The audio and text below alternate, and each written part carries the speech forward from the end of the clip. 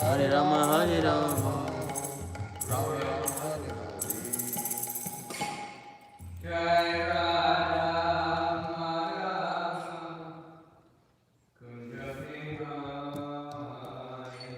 Jai Radha Madhava Kunja Bihari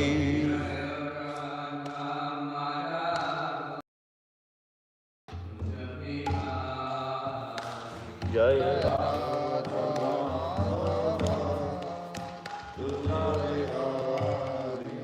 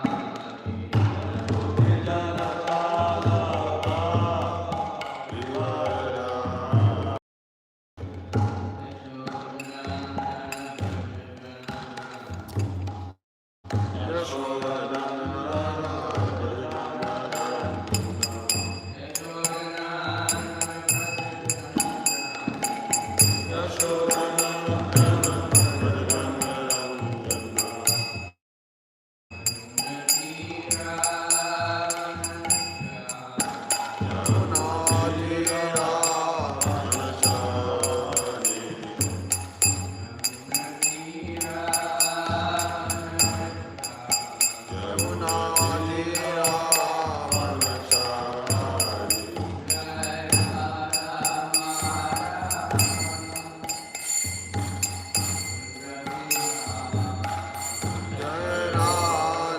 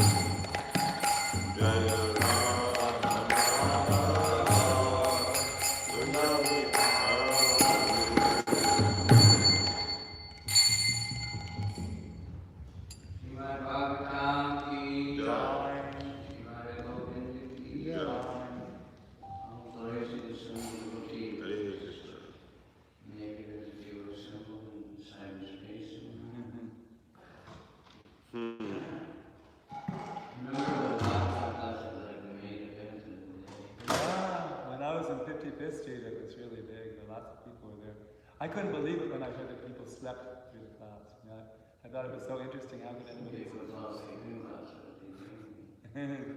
Now it's everywhere you go.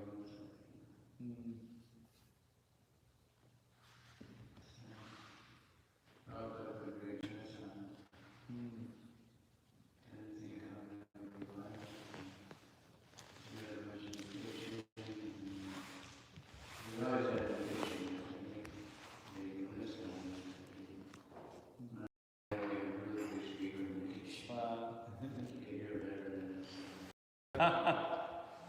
In San Diego, they would have me teaching them. That would be kids during the class. Anybody know the verse of the day? Okay. We work on it. We work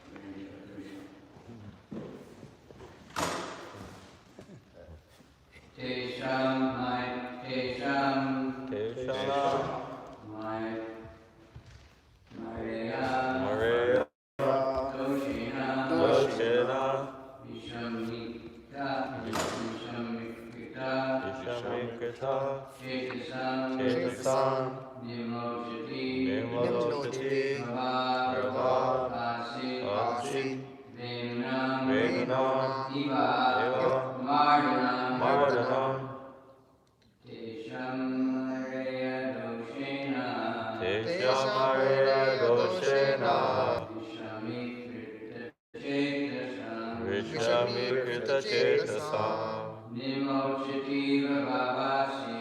Nimlochatīva bhavāsi. Venunamiva mardanam. Tesham Maria doshena. Vishamīkrita cetasam. Nimlochatīva bhavāsi. Nimlochatīva bhavāsi. Venunamiva mardanam. Tesham Mairaya doshena. Tesham Maria doshena.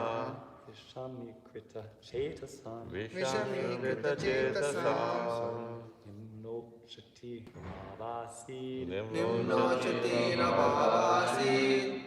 Venunam iva mardanam. Venunamiva mardanam. Teshamaireya doshena.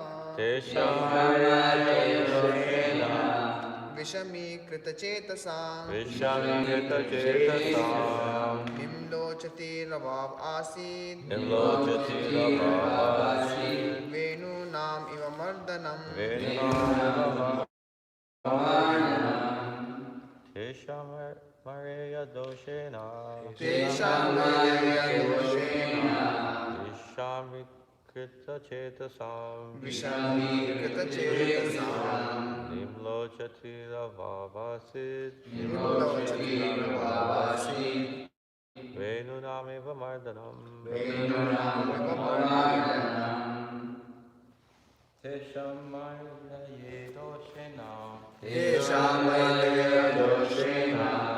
Vishamīkrita cetasam. Vishamīkrita cetasam.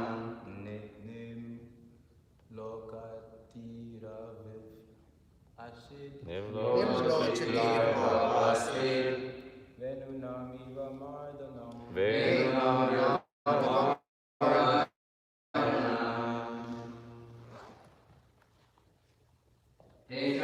Tesham of them. Maria of intoxication. Doshena by the false. Vishamīkrita became unbalanced. Cetasam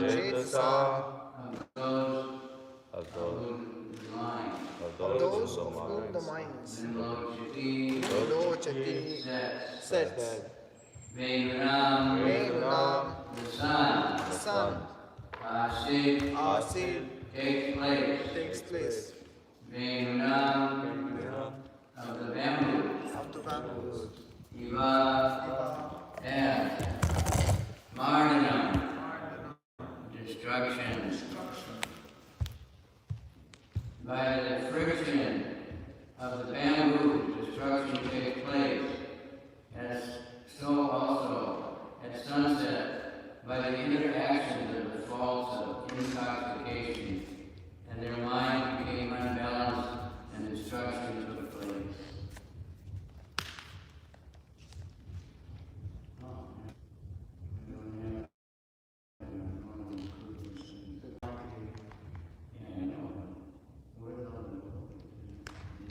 Everybody listens to you online. You have millions of followers. It's true everywhere. Kadamba Kanamar said in Vrindavan there's more people listening on the radio than are in the temple rooms. Which is all right, for householders and stuff, but devotees living in the temple. Tapasya. Prabhupada said that's our tapasya, So purport. When there is a need of fire in the forest, by the will of the Supreme it takes place due to the friction among the bamboos. Similarly, the descendants of Yadu were all destroyed by the will of the Lord by the process of self-destruction. Just as there is no possibility of a fire occurring deep in the forest due to human effort, so also there was no power in the universe which could vanquish the descendants of Yadu who were protected by the Lord the Lord wanted them to be so destroyed, and thus they obeyed his order as indicated by the word tad anugata. Om Gyana Timirandasya Gyanajana Shalakaya Chaksuramilitanyena Shri Gurave Namaha Shri Chaitanya Manobhistam Stapitam Yena Bhutale Swayam Rupa Kadamayam Dadati Swapadantikam Vande Ham Shri Guru Shri Yuta Padakamalam Shri Gurun Vaishnavamscha Shri Rupam Sajajatam Sahagana Raghunathan Vitam Tam Sajivam Sadvaitam Savadutam Parijana Sahita Krishna Chaitanya Devam Shri Shri Radha Krishna Padan Sahagana Lalita Shri Vishakan Vitamscha Nama Om Vishnu Padaya Krishna Pristaya Bhutale Shrimati Bhakti Vedanta Swaminiti Namane Namaste Saraswati Deve Gaur Avani Pracharine Nirvisesha Sunyavadi Paschatya Desatarane Vanchakalpa Tarubhyascha Kripa Sindhubhya Eva Cha Patitanam Pavanebhyo Vaishnavebhyo Namo Namaha Namo Mahavadhanaya Krishna Prema Pradayate Krishnaya Krishna Chaitanya Namani Gora Trishe Namaha Hey Krishna Karuna Sindhu Dina Bandhu Jagatpate Gopesha Gopika Kanta Radha Kanta Namostute Tapta Kanchana Gaurange Radhe Vrindavaneshwari Vishabhanu Sute Devi Pranamami Hari Priye.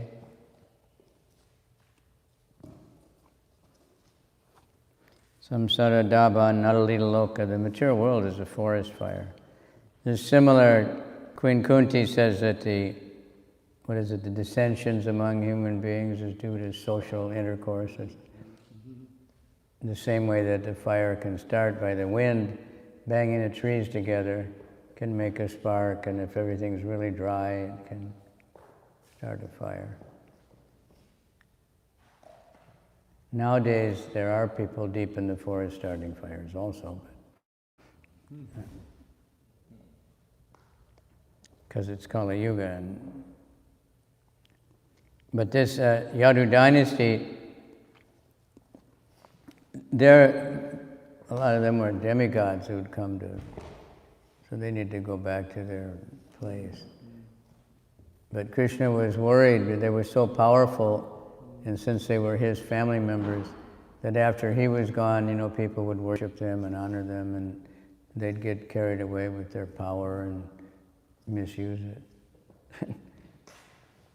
And the history goes back that after the Battle of Kurukshetra, Dhritarashtra took everybody out to the battlefield, all the women, to do some funeral rites for their husbands and sons and fathers and all the men that were killed. And it was a horrible, horrible scene with heads over here and bodies over there, and the women had to find their husbands. And everybody was crying, and everybody's wearing white, and every woman had their hair hanging down. And Krishna was there. And Gandhari was, heard 100 sons were killed. So she said, Krishna, you're the Supreme Lord, you could have stopped this. You rascal. And Krishna said, what? He said, I couldn't do anything. He said it was their karma. So she got mad, and she cursed him that after 36 years, I think, his family would fight amongst themselves and all kill each other. And Krishna said, thank you. I wanted a way to get rid of them. So we can't understand all these kind of things. But so they just, Krishna arranged, he said, and it goes back to that, when the boys were goofing around and they made Samba looked like a pregnant girl, and they asked a bunch of rishis, you know, is it going to be a boy or a girl? And they didn't like being joked like that, so they said it'll be a lump of iron, gives birth. And somehow there was a lump of iron, and they were really worried, and they told the king, and they ground it all up into powder and threw it in the ocean and banned all kinds of intoxication in Dwarka for fear, you know, that people would get, because intoxication does cause a lot of violence. You know. I was in Fiji for a while, and the newspaper would come and Odie's house every day, and almost every day there was a story of two brothers or friends, you know, killing each other. They were drinking beer and they started fighting, and they're all farmers. They all carried these knives, you know, for cutting sugarcane, and they, you know, just, when they got drunk, they just, so dangerous. Domestic violence, it's almost, you know, so-called domestic. But, what, you know, men beating up their wives or children, they're almost always drunk. You know, it's always intoxication. So, and bar fights, and you know, it's not a very nice, but somehow it's legal and everybody thinks it's wonderful. Just don't drink too much, right? Yeah. Be, you know, but it's not possible to discriminate. Once somebody takes a little bit, they can't discriminate, and no, I'm fine, I have no problem. So Krishna, this is all Krishna's arrangement. There was nobody else on the planet powerful enough to destroy them, so Krishna is leaving, he wanted them also to leave. And Kali Yuga could carry on. Now today is the Titi for Srila Prabhupada's arrival in America, which is, we actually had a Sunday program about it a couple of weeks ago. I couldn't understand exactly why it was that day, but we had Guru Gauranga Prabhu with his little video, timeline story. So for me, I also had the class for the day that Prabhupada got on the boat, and now he's getting off the boat. It's a very amazing story, you know, that people are becoming aware of more and more.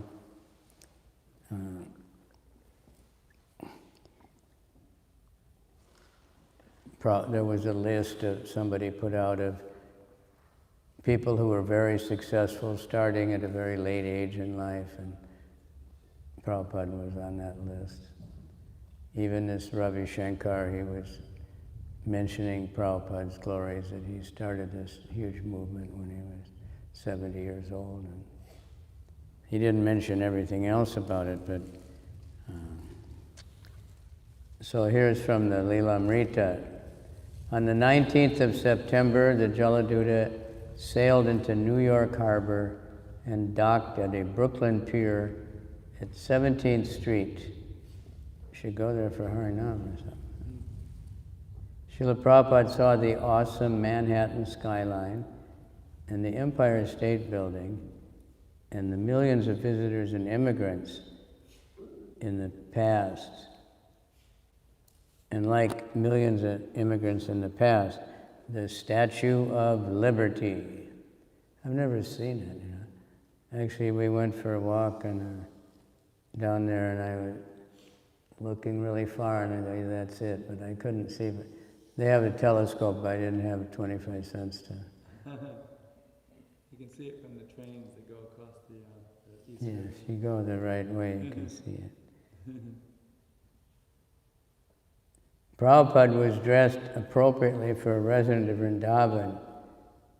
He had kanti mala and cotton dhoti, and japamala and an old chadar. His complexion was golden, his head shaven, sika, his forehead decorated with tilak. He had pointed white rubber shoes. We have those here across in the display. Not very good shoes for the New York winter.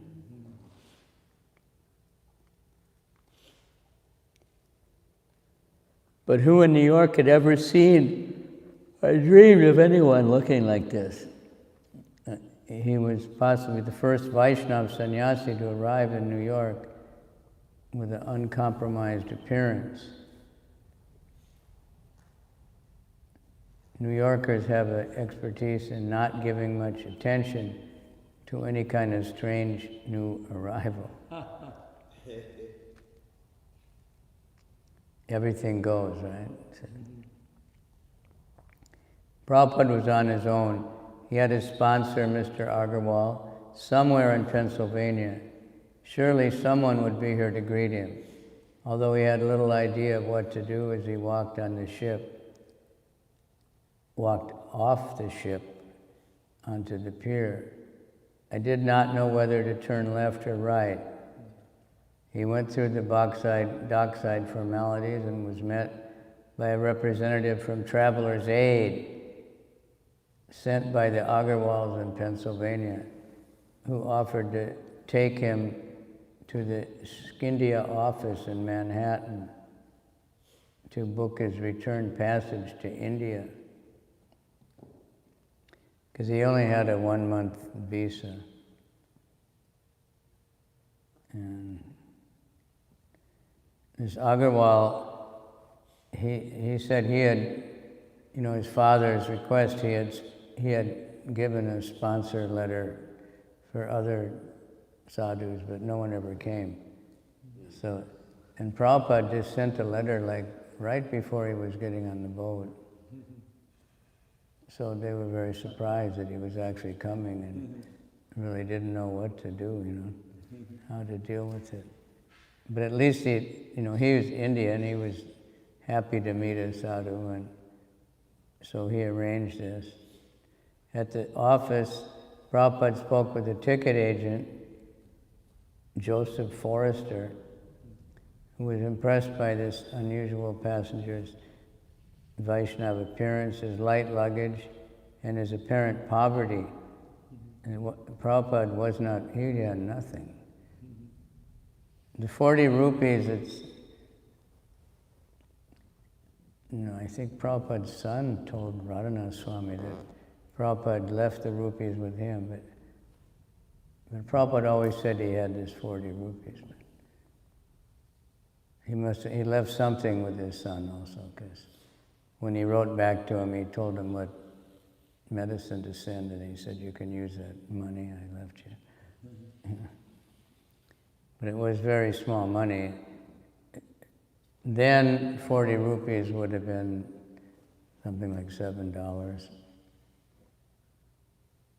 which even then in New York wouldn't get you very far. 1965, $7, not much,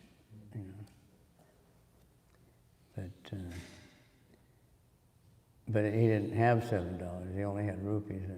There was no way to change rupees.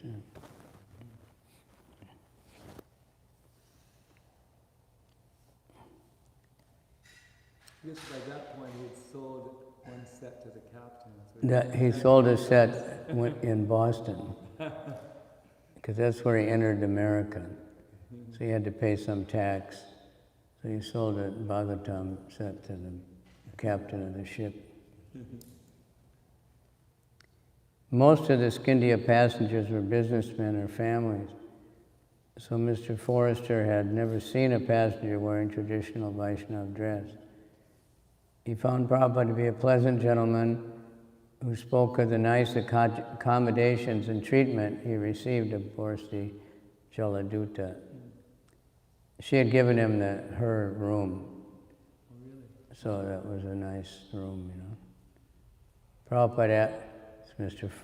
forester to hold space for him on a return ship. His plans were to leave in about 2 months, and he told Mr. Forrester he would keep in touch.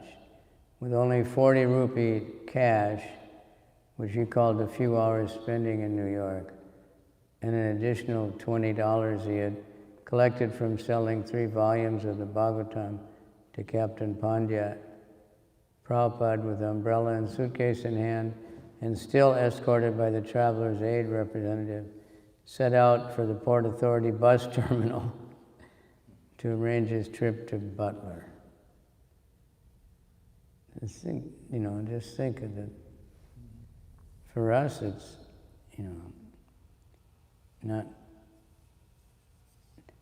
who wants to go in? And people tell us I don't have money, they're at Union Square or something, Pretty hard to believe, right?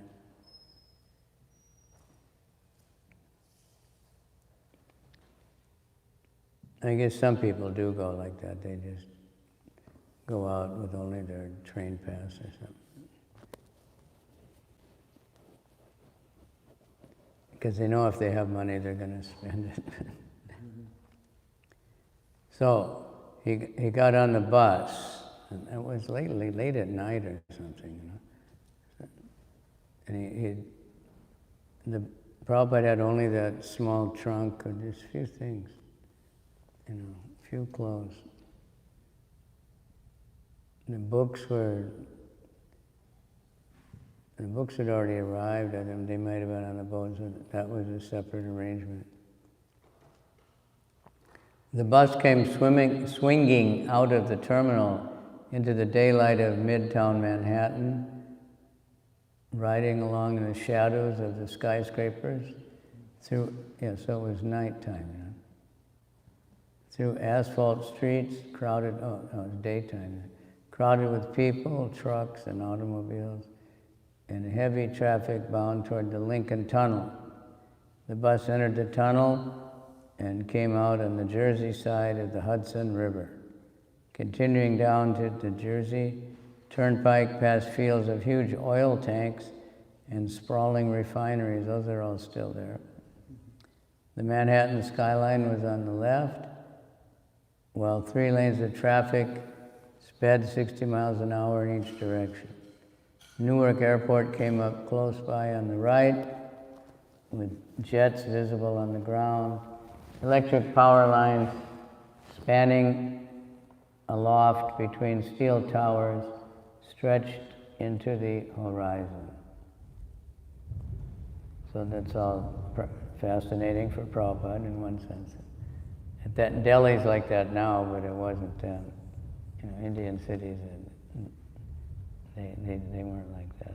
Now they've copied. Prabhupada had never before witnessed anything of such magnitude.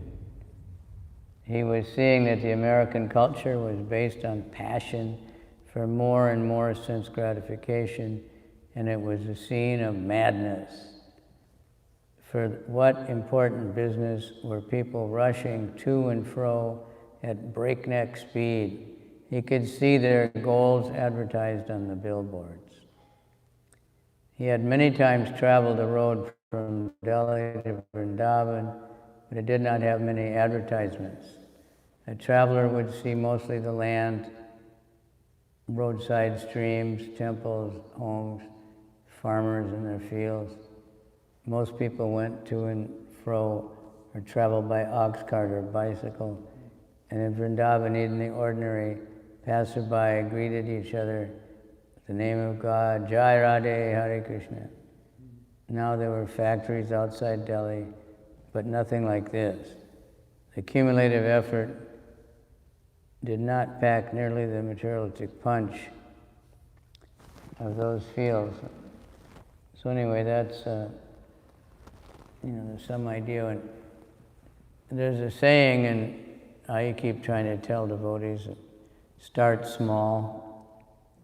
It's actually one businessman said, yeah, we all know you start small, And I found it in a book of Sanskrit proverbs one time. Start small if you want to do something big. So HH Swami said, you want to hear a joke? How to start a small business? You know, there's a lot of seminars and stuff. How to start a small business. Start a big one. You borrow lots of money and, you know, and then you can't do it. It becomes small. So all the famous businesses we know, they started small, but Prabhupada, much smaller, and nothing, you know, absolutely nothing. And he never got, you know, a bank to loan him some money or anybody to invest in his idea, you know, or anybody to help him for almost the first year. He was practically all alone. So they started small, and then Prabhupada, he said, go in like a needle and come out like a plow, you know. So he definitely did that. We talked about when he got on the boat, nobody knew about it even. It wasn't like in the Calcutta newspaper, Bhaktivedanta Swami is going to America, you know. There was,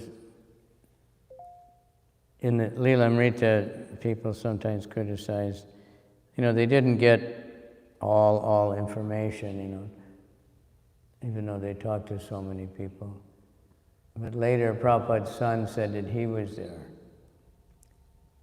you know, and maybe somebody else from the shipping company or something.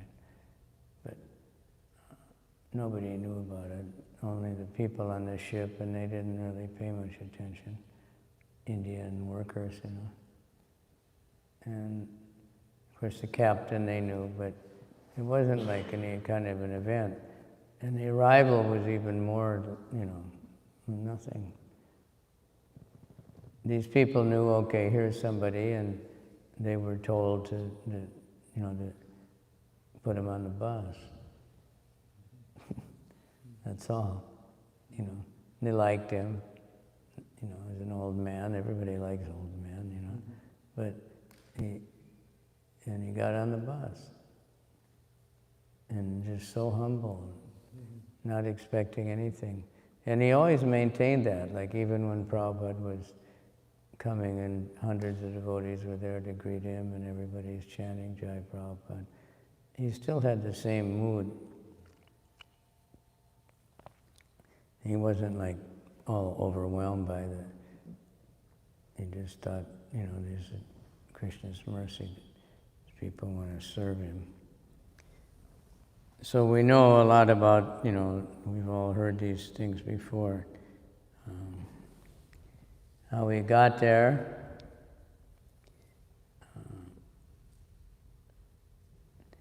The signs are promoting liquor, you know, miles and miles of billboards selling liquor and cigarettes and restaurants and all the things that we still see, you know, even more so. All the restaurants that you can find when you pull off the road, and you know, certainly didn't see all that in India. Just advertising whiskey and meat and beer and everything everywhere.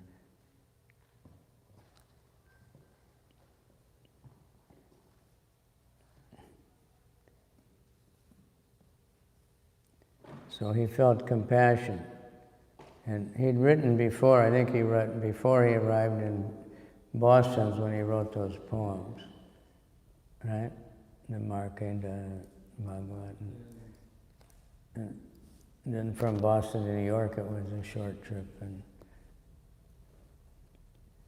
so he entered America in Boston.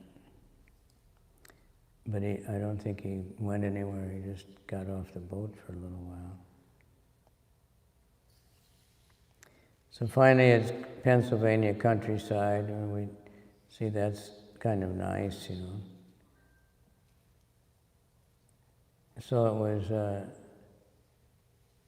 11 at night when he entered in the Pittsburgh area. He couldn't see all the steel mills, but could see all their lights.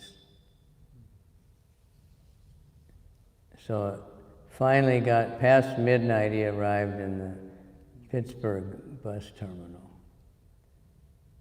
Pittsburgh is a nice name for Pittsburgh. It's the pits, it's steel mills, and I don't know what it is now. So Gopal Agarwal was waiting with his family, so that was nice. They were very cultured, and with his Volkswagen bus, and they drove 1 hour north. He greeted Prabhupada, welcome Swamiji, and he bowed down, a little bit. His father is a Mathura businessman with a fondness for sadhus and religious causes, and requested him to host the Swamiji. This wasn't the first time he'd arranged it. Several times he'd sent sponsorship letters, and Gopal had followed his father's order, but no one ever came. So he just signed for Prabhupada also.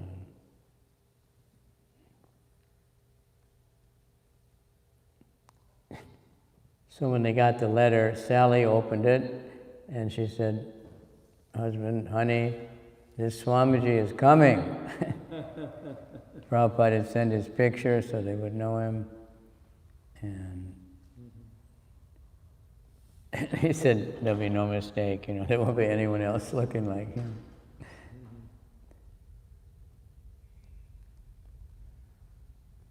They were simple American people. Of course, Gopal he's also from Mathura, and the Prabhupada, he was just, going, preaching to different people, and somehow this Agarwal had mentioned that he had a son in America, and Prabhupada said, well, we want to ask him to sponsor me. And we went over that in the previous class, what Prabhupada had to go through to be able to leave India, was not so easy. It was many years.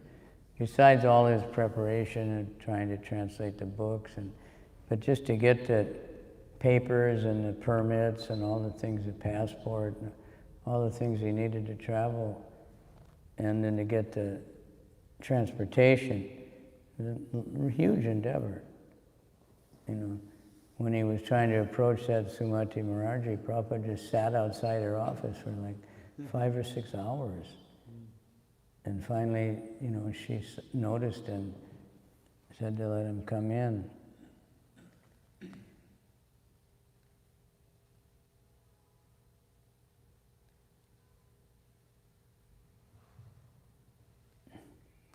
So it says it was with a mixture of embarrassment, disbelief, and wonder that Gopal helped his guests into the VW and drove back to Butler. Butler, Pennsylvania, the home of the Jeep, was in the park. So that's a famous place. Now it's famous for the place that had many factories making things there. Almost all so-called Native Americans. Now they're calling the white men Native Americans instead of the real Native Americans.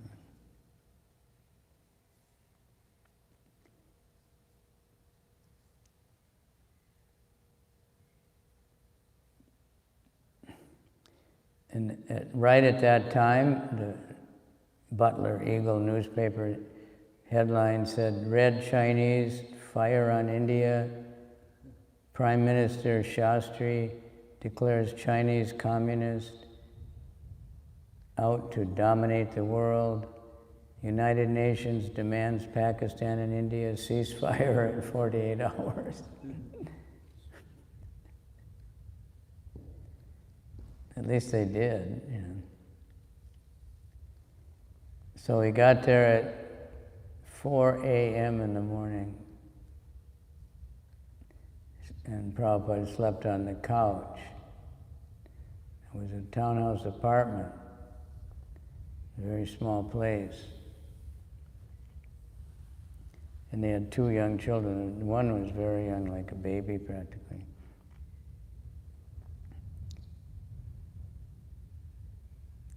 So they had a lot of friends, and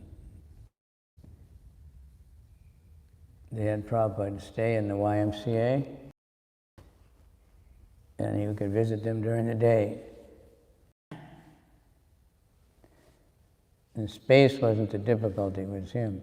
How would he fit into Butler? They'd have to explain to their friends and neighbors. Prabhupada was a curiosity, you know, everybody was wondering what's going on. So Gopal arranged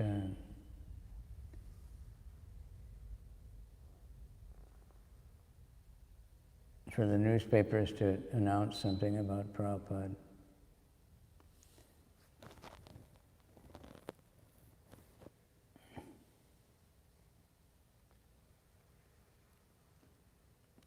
The Pittsburgh newspaper couldn't see why it would be interesting to write about Prabhupada. But the Butler Eagle, they thought it was interesting, newsworthy, that somebody came, you know.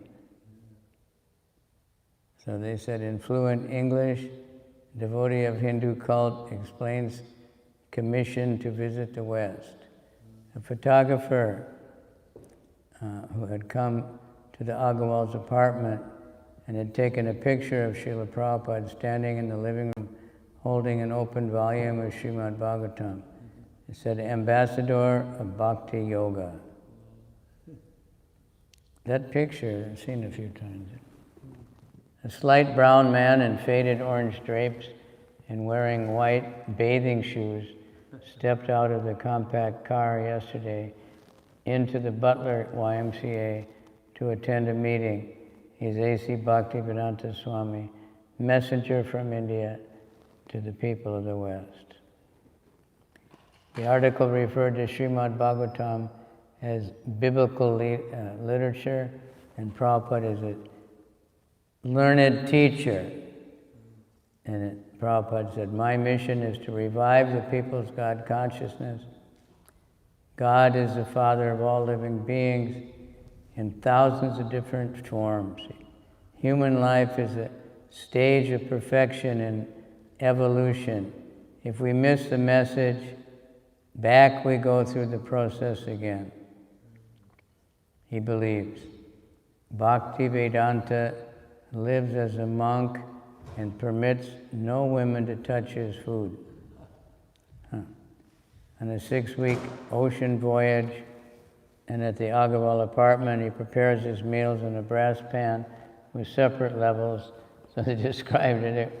They, you know, the small town like that, they don't have much to put in their newspapers. Of course, everybody's still, even devotees are still fascinated by Prabhupada's cooker. Although every Chinese restaurant has those, but they have big ones, where they steam on top and stuff. But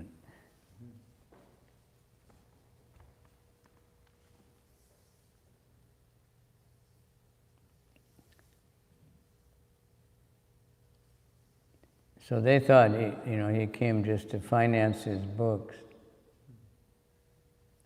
and they thought he was just looking for someone to donate money to print his books. He didn't want any crowd, he didn't want anything, he only wanted to finance his books. This is Sally. Sally's become very friendly with the devotees, and whenever they have the Prabhupada festival in New Vrindavan, they bring her and she talks, and she really liked Prabhupada. So at Prabhupada's request, they had kind of like an open house in their apartment, and Sally had like an intellectual group they were in because he was a professor, and they were fascinated by Prabhupada. They didn't know what to ask him, and they didn't know enough. It was like a dream out of a book. who would expect to meet a Swami in someone's living room in Butler, Pennsylvania? It was just really tremendous. In the middle class America, in the middle of it, my parents came from quite a distance to see him. We knew a lot of people in Pittsburgh, and they came up. This was very unusual, having him here.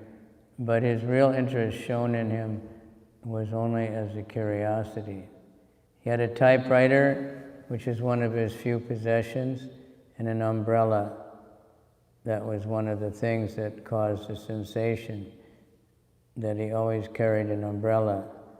And it was a little chilly, and he was so he always wore his hat that someone had made for him, like a swimming cap.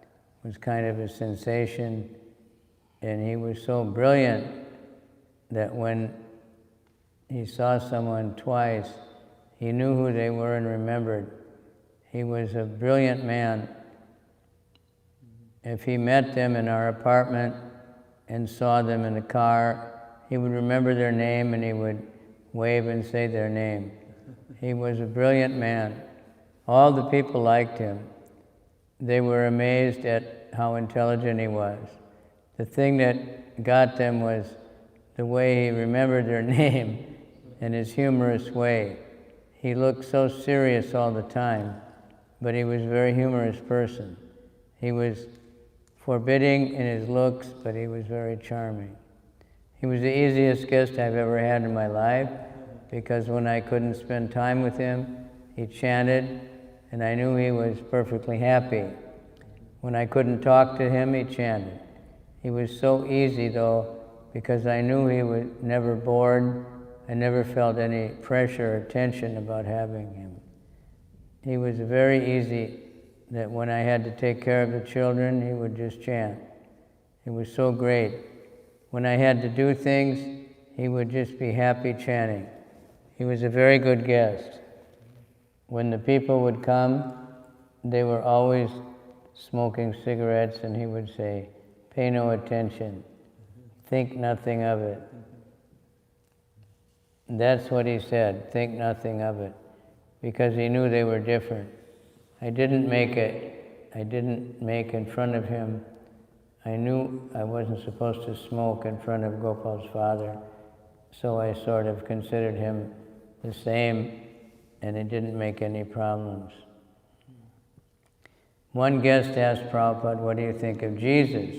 Prabhupada said he's the Son of God, and he added that he, the guest, was also a son of God. Everyone was interested to hear that the Swami accepted Jesus as a son of God. So just more descriptions of, Prabhupada's life, but he was just, he didn't really want to, he was just like getting used to America a little bit, and he really wanted to go to New York. So soon after that, he went to New York. I think he was 1 month there. And he didn't know anybody in New York either. Someone had just given him the number of Dr. Mishra, who was a yoga teacher and a doctor also. So Prabhupada called him, and he gave Prabhupada a room which was 6 feet long and 3 feet wide, or something like that. No windows, just a little office cubbyhole. And Prabhupada just set up his trunk as a desk, and he sat on his chutter, and he just did his work there. And I'll stop in a minute, but a famous thing was, he was a yoga teacher, so he had groups of people coming for class yoga, and of course Mayavadi, he was a Mayavadi. But Prabhupada, they were friends. So everybody liked Prabhupada's kirtan. So one day he spoke, and he spoke really heavy on that verse, "Never was there a time when I did not exist." And he was really hammering away that we're all individuals, and you can find that it's recorded. And so Dr. Mishra said, well, Swamiji, I think there's no need for you to speak anymore, but you can just sing. We'd like for you to sing. So Prabhupada just, okay. And some of the guests would come and talk to him, made a few contacts, that helped him in different ways. Finally, he was able to move out of there. He had to go to Dr. Mishra's house to take a bath and cook then. But Dr. Mishra was in bad health, and he said Prabhupada saved his life with his khichdi, with his cooking. So Prabhupada was completely friendly to him, although they were philosophically completely, opposed. And the devotees went. I even met somebody at the park one day that had been up to Dr. Mishra's ashram with Prabhupada. You meet people in New York like that. Oh, I knew Prabhupada. He had a nice ashram in upstate, and they'd take devotees up there, kirtan. So anyway, we should keep in mind, we think, well, we want to do something big, but we do, but you have to do something small again and again, and it becomes big. Starting small is fine. I know too many devotees that well, we can't have a Harinam until we get, Kadamba Kanana and Mahavishnu and Indradumna Swami and Govinda Swami, and then we can have Harinam, right? Or, you tell them in Africa to farm, well, we have to have a tractor and a four-wheel drive vehicle to go to the market, and we have to have this and that. Can you make accounts?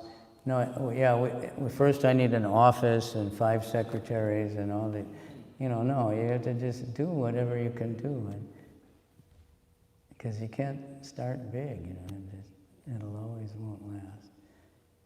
Even when it grows big, and it's still hard to keep it up, but if it started small, you have a good basis, So we're starting small here now, but it's growing, and I just read yesterday, Prabhupada was saying that one American politician has said that the Hare Krishna is spreading like a virus, and they may actually enter into government office, We got to watch out for them. It's spreading like epidemic, he said. But we want that. We want that epidemic. That everyone we contact starts, chanting and reading Bhagavad Gita, and then spreads and spreads and spreads. Srila Prabhupada ki jai. Shri Radha Govinda ki jai. Gaur Premanandi Hari Hari Bo. Now somebody knows how to turn this off.